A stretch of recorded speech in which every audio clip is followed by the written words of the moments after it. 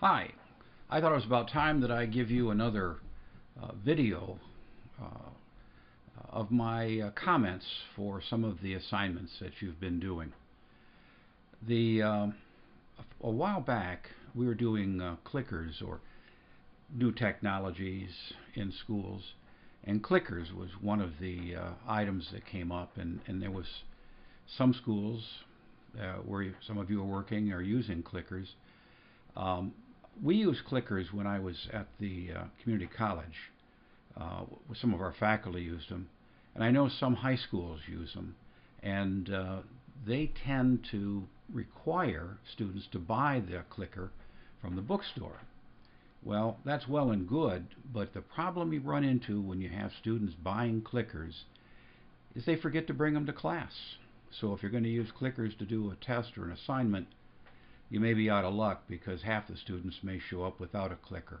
Now, I understand that some of the programs are working with cell phones, tying cell phones into a clicker system.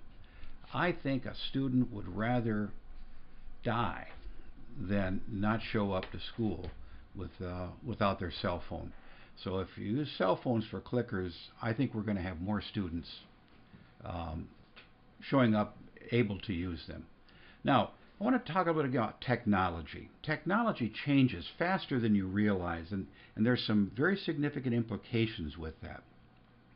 But let me give you an example. I taught third grade back in the late 60s and early 70s. And when I taught third grade, believe it or not, colored chalk was a new technology.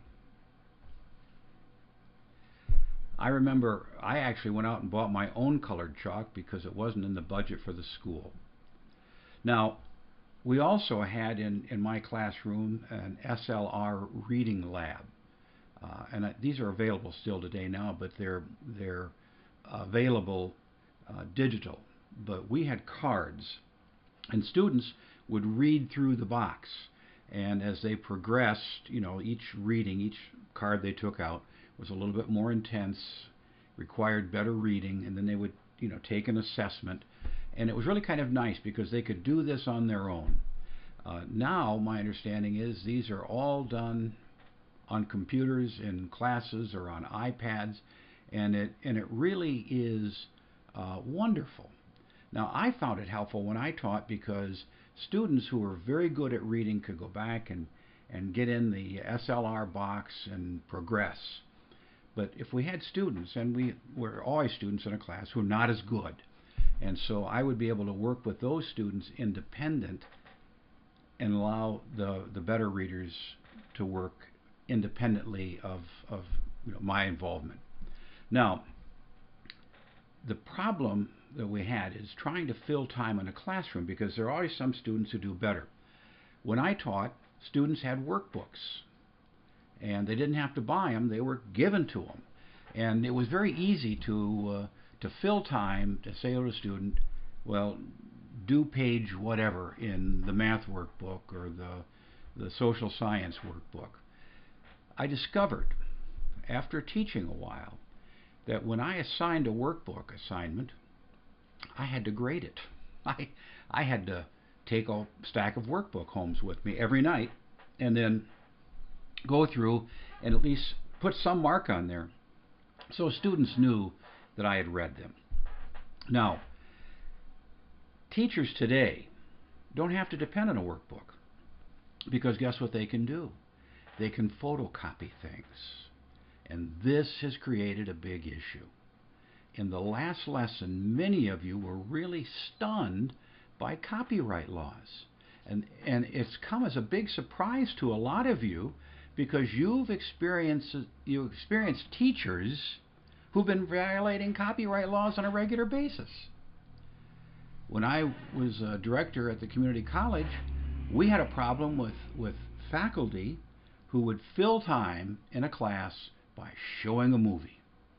And we would say to them, you can't do that. You just can't go to Blockbuster or wherever and check out a movie, rent a movie, and show it to your class.